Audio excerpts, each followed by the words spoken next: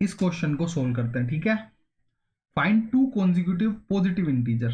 Positive integer है पहली बात, और दूसरे कॉन्जिक्यूटिव है, मतलब अगर एक x है तो दूसरा क्या होगा, x+1 होगा, ठीक है। ये दो बातें लिखी हुई। Find two consecutive positive integers sum of whose squares, तो बोल रहा है x² प्लस x+1 का स्क्वायर दे रखा है 365। तो आंसर निकालो। अब ये x और x+1 है क्या, तो चलो सोल्व करते हैं भाई। ये तो x² ही लिखा जाएगा, इसको सोल्व कर देंगे। ये क्या लिखा हुआ है, ये लिखा हुआ है a+b का होल स्क्वायर, तो ये क्या होता है a² plus b² plus 2ab, ठीक है। तो चलो x² plus 1 plus 2x is equal to 365। इन दोनों को ऐड करेंगे तो क्या आ जाएगा, 2x² प्लस 2x। अब ये 365 इधर आएगा तो क्या हो जाएगा, 1 प्लस का और -365, तो -364 इज इक्वल टू 0, ठीक है।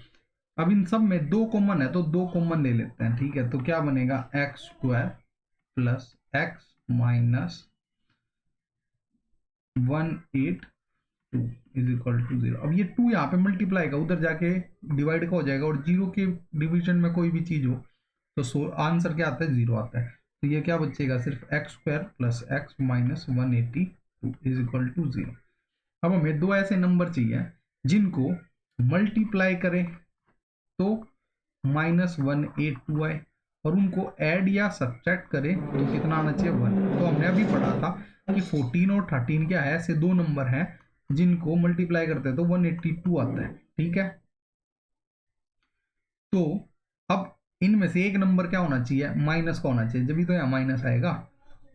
तो अब हमें प्लस का 1 चाहिए, तो हमारा 14 प्लस का होगा और -13 होगा, ठीक है। तो 1 आएगा प्लस का, तो इसको लिख सकते हैं x² plus 14x minus 13x minus 182 is equal to 0।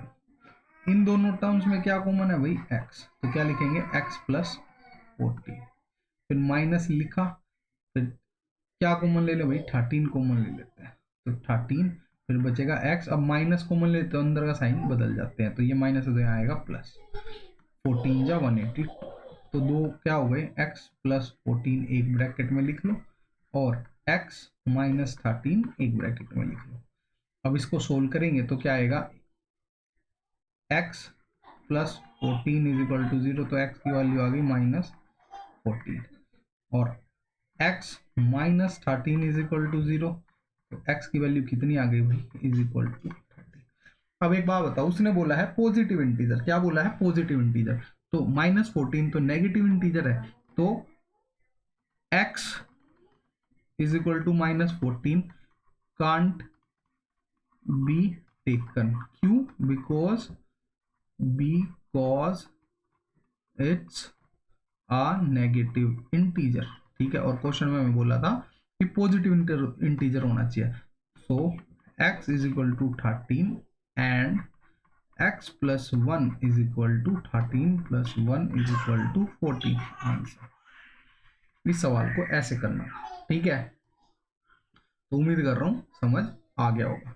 अपने चैनल को सब्सक्राइब करो, वीडियो को लाइक कर दिया करो, समझ में आ जाए तो कमेंट कर दिया करो, ताकि मुझे पता लगे कि हाँ जो मैं मेहनत कर रहा हूँ वो किसी के काम आ रही है, ठीक है।